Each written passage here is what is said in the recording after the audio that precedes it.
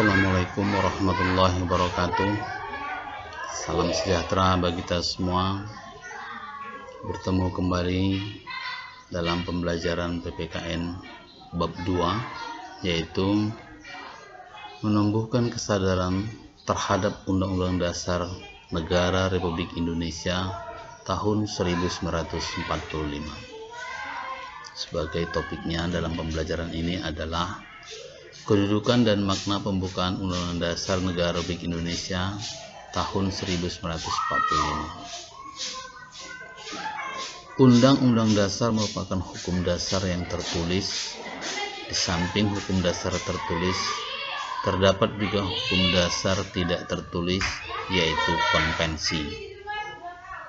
Konvensi adalah aturan dasar yang timbul dan terpelihara dalam praktek penyelenggaraan negara.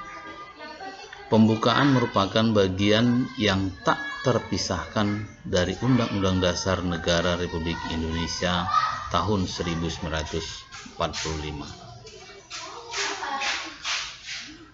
Sistematika Undang-Undang Dasar 1945 sebelum diamandemen atau perubahan terdiri dari 3. 1. Pembukaan. 2. Batang tubuh.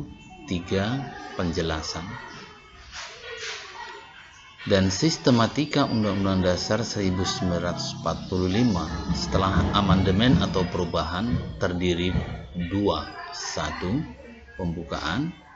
2. Pasal-pasal.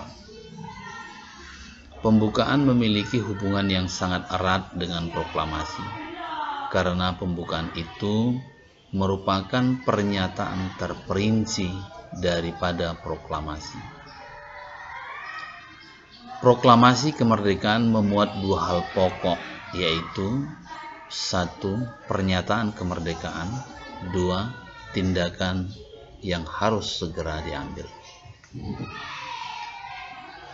Pada dasarnya alinea pertama pembukaan sampai dengan alinea ketiga daripada pembukaan merupakan uraian terperinci dari kalimat pertama proklamasi. Dan alinea keempat pembukaan memberi arah pertanggungjawaban terhadap proklamasi kemerdekaan. Undang-Undang Dasar 1945 terdiri atas pembukaan dan pasal-pasal, yang keduanya memiliki kedudukan yang berbeda. Pembukaan memiliki kedudukan yang lebih tinggi daripada pasal-pasal, karena pembukaan merupakan pokok kaidah negara yang fundamental atau stat fundamental norm. Pokok kaidah negara yang fundamental ini di dalam hukum mempunyai hakikat dan kedudukan yang tetap, kuat, dan tidak berubah bagi negara yang telah dibentuk secara hukum. Mengubah pembukaan Undang-Undang Dasar Negara Republik Indonesia tahun 1945 pada hakikatnya membubarkan Negara Kesatuan Republik Indonesia yang diproklamasikan 17 Agustus tahun 1945. Pokok kaidah fundamental yang terdapat dalam pembukaan antara lain yaitu 1. Pokok-pokok pikiran yang diciptakan dan diwujudkan dalam pasal-pasal Undang-Undang Dasar. 2. Pengakuan kemerdekaan hak segala bangsa. 3.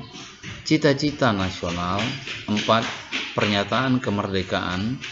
5. Tujuan negara. 6. Kedaulatan rakyat. 7. Dasar negara Pancasila. Makna yang terkandung pada alinea pertama pembukaan adalah menunjukkan bahwa keteguhan dan tekad untuk menegakkan kemerdekaan dan menentang penjajahan dalam bentuk apapun.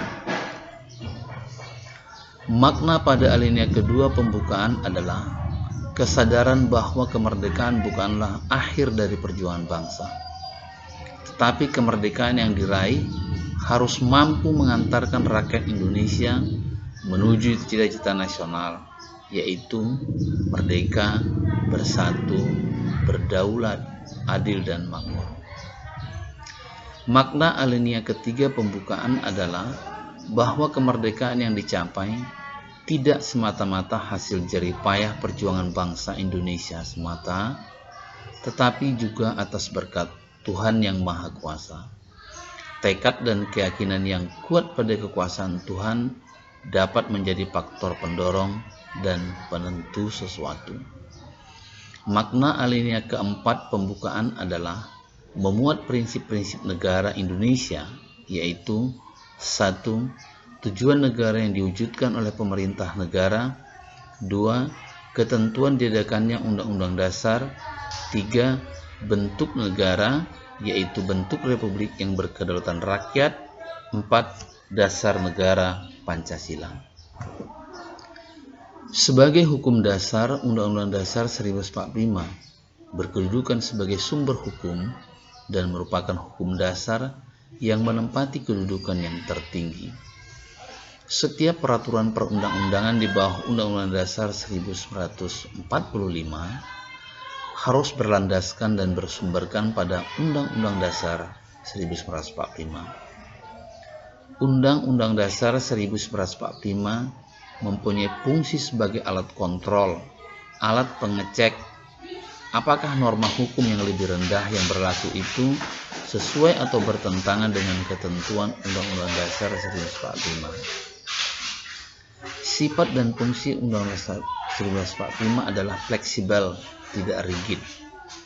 Konstitusi yang dikatakan fleksibel atau luas, atau rigid atau kaku, dapat ditinjau dari dua sudut pandang, yaitu 1. Dilihat dari cara mengubah undang-undang. Suatu undang-undang dikatakan fleksibel jika cara mengubah undang-undang dasar tidak sulit atau tidak memerlukan cara-cara yang istimewa. Tetapi jika cara mengubah undang-undang dasar itu memerlukan cara yang tidak mudah, undang-undang dasar tersebut dapat dikatakan rigid. 2. Mudah tidaknya mengikuti perkembangan zaman. Suatu konstitusi dikatakan fleksibel apabila konstitusi tersebut dapat mengikuti perkembangan zaman. Sebaliknya, suatu konstitusi dikatakan rigid apabila tidak dapat mengikuti perkembangan zaman.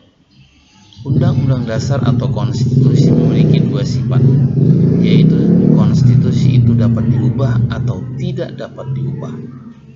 Undang-Undang Dasar 1945 sebagai konstitusi atau hukum dasar tertinggi bangsa Indonesia adalah konstitusi yang dapat digolongkan sebagai konstitusi yang dapat diubah.